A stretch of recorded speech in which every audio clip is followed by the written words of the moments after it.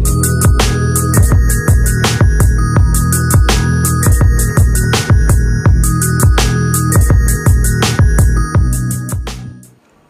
Friends, एका'S कुकिंगे तुम्हारे सबाइके आबारो स्वागत।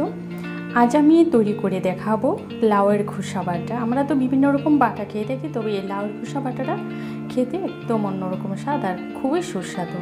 তাহলে চলো দেখি এই লাউর খোসা বাটাটা কিভাবে আমি তৈরি করেছি। লাউর খোসা বাটাটা তৈরি করার জন্য প্রথমে আমি এখানে দিয়ে দিয়েছি 1 চা চামচ সরষের তেল। এখানে তেলটা একদমই কম করে দেবে। এবার আমি ওর মধ্যে দিয়ে দেব শুকনো লঙ্কা। এখানে আমি 4টে শুকনো লঙ্কা ফোড়ন দেব। আর ঝালটা তোমরা কি কতটা খাবে সেই হিসেবে দেবে। আমি এখানে 4টে দিয়েছি। এবার লঙ্কাটাকে একটু আমি ভেজে নেব। লঙ্কাটা ভেজে নেওয়ার পর এখানে আমি 7-8 পিস দিয়ে দিয়েছি রসুন আর দিয়ে দিয়েছি 2টো পেঁয়াজ কুচি। এবার এগুলো দিয়ে আমি একটু হালকা করে ভেজে নেব। খুব একটা ভাজতে হবে না, কারণ এগুলো আমার পেস্ট হবে, তাই আমি একটু হালকা করে ভেজে নেব।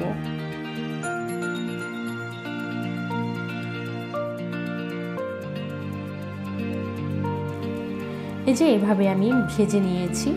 এবার এগুলোকে আমি নামিয়ে নেব। আর গ্যাসটা অফ করে ঠান্ডা হতে দেব, কারণ ঠান্ডা না হলে পেস্ট করা যাবে না। তাই আর গরম পেস্ট করলে মিক্সারটা নষ্ট হয়ে যেতে পারে। এখানে আমি লাউয়ের খোসাগুলোকে সেদ্ধ করে নিয়েছি। অবশ্যই লাউয়ের খোসাগুলোকে সেদ্ধ করে নিতে হবে। তারপরে আমি এখন সব কিছু একসাথে পেস্ট করে নেব।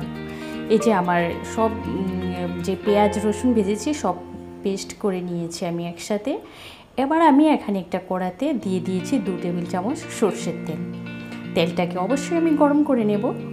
তেলটা গরম হয়ে যাওয়ার পরে এখানে আমি দিয়ে দিয়েছি কালো জিরে ফোড়ন। আর কালো জিরে দিয়েছি আমি এখানে 1/2 চা চামচ। অবশ্যই কালো জিরাটা ফোড়ন দেবে, একটা সুন্দর ফ্লেভার আসবে। এবার ফোড়ন হয়ে গেলে এখানে আমি দিয়ে দেবো পেস্টটা, যে আমি লাউয়ের খোসা আর পেঁয়াজ রসুনের যে পেস্টটা করেছি সেই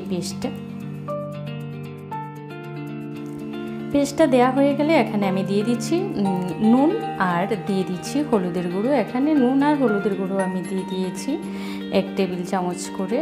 আর দিয়ে দিচ্ছি 1/2 চা চামচ চিনি। আর চিনিটা তোমরা তোমাদের পছন্দ করে মতো দেবে। আমি এখানে সামান্যই চিনি দিয়েছি। আর অবশ্যই চিনিটা দেবে, তাহলে বাটারটা খুব টেস্টি হবে।